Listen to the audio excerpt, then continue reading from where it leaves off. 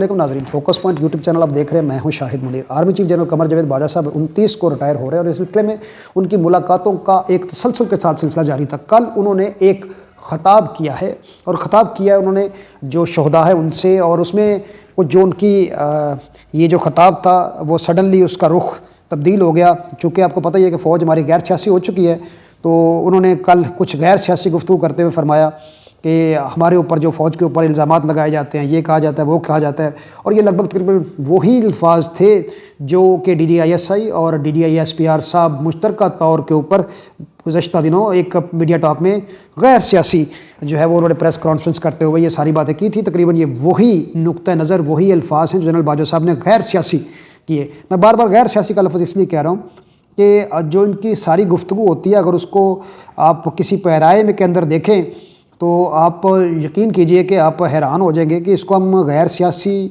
कहें या ना कहें, लेकिन मैं ये समझता हूँ कि इसको गैर सियासी ही समझें आप। जनरल बाजवा साहब की गैर सियासी गुफ्तगू के चंद चीदा गैर सियासी नकात आपके सामने लेके आना चाहता हूँ। नाज़रीन देखिए, जनरल बाजवा साहब ने बात की माजी के ऊपर के जो बांग्लादेश की तकसीम है, उसमें तकसीम में भी फ़ौज का कोई रोल नहीं है, वो सियासी डिवीज़न थी। लेकिन जनरल बाजवा साहब शायद जो हिस्ट्री है उसको नज़रअंदाज कर रहे थे, या उनके शायद जहन से निकल गया कि उस वक्त जो बरसरे इक़्तिदार थे वो जनरल याह्या थे और इलेक्शन हुए थे। यहाँ से जुल्फ़िकार अली भुट्टो साहब जीते थे और उधर से शेख मुजीबुर रहमान साहब जीते थे। जो अक्सरियत थी वो शेख मुजीबुर रहमान साहब की थी, लेकिन जो हमारे ताकतवर अदारे थे इनकी फरमाइश ये थी कि उनके पास इक़्तिदार नहीं जाना चाहिए।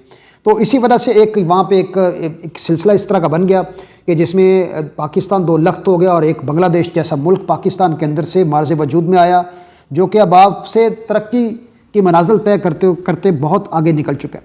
नाज़रीन ये सारा मंजरनामा है माजी से जो जनरल बाजवा साहब फरमा रहे थे, ये भी उनकी गैर सियासी बात थी। दूसरा उन्होंने गैर सियासी गुफ्तगू करते हुए ये कहा कि हमें मुख्तलिफ़ इल्क़ाबात से नवाजा जाता है। फिर उन्होंने जो इमरान खान साहब का साजिश का बयानिया है उसको भी क्रिटिसाइज़ किया। फिर उन्होंने कहा कि हमें जो है वो अगर साजिश होती तो फ़ौज इसको क्यों ना रोकती।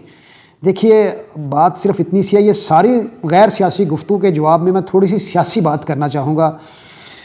जनरल साहब देखिए, आप सर रिटायर हो रहे हैं अभी, तो बहुत सारे जो हमारे इस वक्त मीडिया चैनल्स हैं और जो एंकर पर्सन हैं, जिस तरह की वो बातचीत कर रहे हैं, जिस तरह के वो ये कह लें आपके जो एलिगेशंस सामने आ रहे हैं, ये जस्ट एक समझ लें कि शुरुआत है।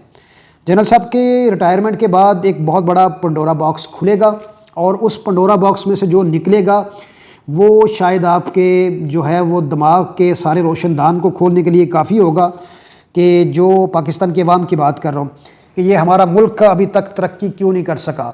इस मुल्क के तरक्की ना करने की जो वजूहात हैं, ये उसके लिए ये केस जो है ना एक बहुत बड़ी एग्जाम्पल होगा। आप देखिएगा कि ये जो केस है, जब जनरल बाजवा साहब रिटायर हो जाएंगे तो उसके बाद में बहुत बड़े पैमाने के ऊपर डेवलपमेंट सामने आने वाली है। तो इसके लिए अभी से जनरल बाजवा साहब को तैयारी कर लेनी चाहिए, क्योंकि उनको बहरहाल बड़े सवालों का भी जवाब देना है। क्योंकि 6 साल वो उन्होंने बतौर आर्मी चीफ गुजारे, 5 साल पाकिस्तान का वज़ीर आज़म ज़्यादा टाइम गुजार सकता है, और इसमें इमरान खान साहब का बहुत बड़ा फॉल्ट है एक्सटेंशन देने वाला।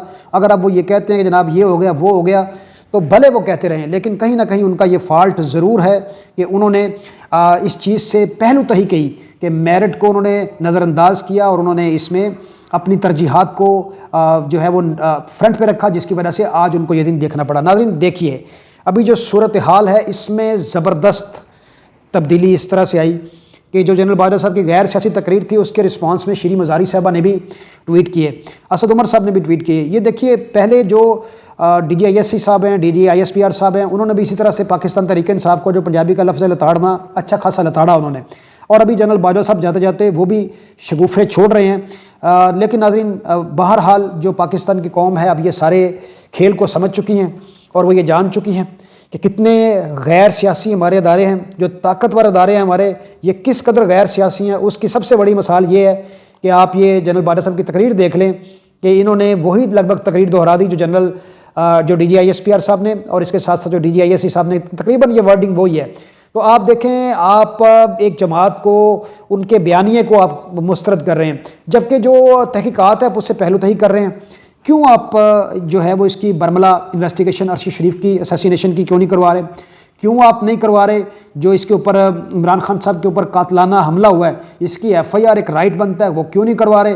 اور اس کے ساتھ ساتھ جب آپ معاشیت کے اوپر بھاشن دیں گے تو پھر یہ سوال تو ہوگا نا کہ آپ سیاسی ہیں کہ غیر سیاسی ہیں؟ یہ جو لوگ رو رہے ہیں کہ ہمیں ننگا کر کے مارا گیا، ان کے پیچھے کون ہے یہ بھی بتا دیں۔ اور اس کے ساتھ ساتھ یہ جو نام لیے جا رہے ہیں میجر جنرل فیصل صاحب کا اور میجر جنرل ایک اور صاحب ہے ان کا نام لیا جا رہا ہے، کہ یہ جو لوگ جن کے یونیفارم پرسنز کے نام لیے جا رہے ہیں آپ ان کو کیوں نہیں سامنے لے کے آتے؟ آپ ان کو کیوں نہیں اکاؤنٹیبل کر رہے؟ اس کی کیا ریزن ہے؟ کیوں آپ ان کی بیک پہ کھڑے ہیں؟ مانا کہ آپ ایک یہ ڈسپلن فورس ہے، اس کا ایک اپنا ایک احتساب کا میکانزم ہے، لیکن آپ نے ابھی تک کوئی بھی ایکٹ ایسا نہیں کیا جس سے پاکستان کی قوم کو یہ ایک تسلی ہی مل جائے کہ جو ہمارے ادارے ہیں یہ اس کے اوپر کوئی ان کو اکاؤنٹیبل کرنا چاہتے ہیں۔ تو ناظرین یہ سارا خلاصہ تھا جنرل باجوہ صاحب کی جو رات کی تقریر تھی غیر سیاسی۔